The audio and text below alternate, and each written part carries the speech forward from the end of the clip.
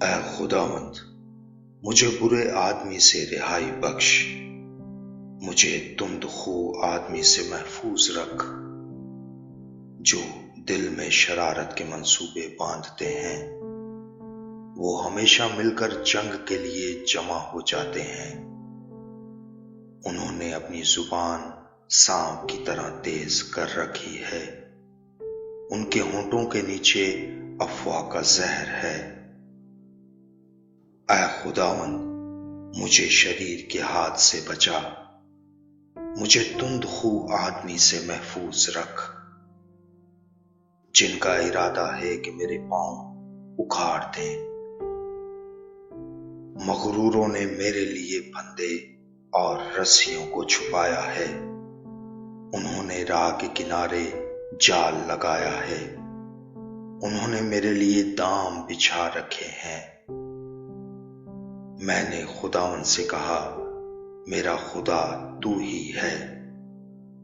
اے خداوند، میری التجا کی آواز پر کان لگا۔ اے خداوند میرے مالک، اے میری نجات کی قوت، تو نے جنگ کے دن میرے سر پر سایہ کیا ہے۔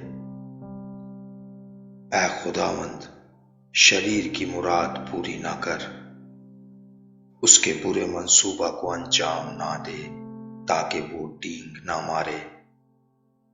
مجھے گھیرنے والوں کے منہ کی شرارت انہی کے سر پر پڑے، ان پر انگارے گریں، وہ آگ میں ڈالے جائیں اور ایسے گڑھوں میں کہ پھر نہ اٹھیں۔ بد زبان آدمی کو زمین پر قیام نہ ہوگا، آفت تند خو آدمی کو رگیر کر ہلاک کرے گی۔ میں جانتا ہوں کہ خداوند مصیبت زدہ کے معاملہ کی اور محتاج کے حق کی تائید کرتا ہے۔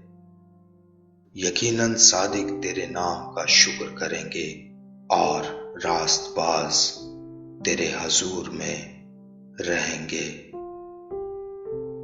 آمین۔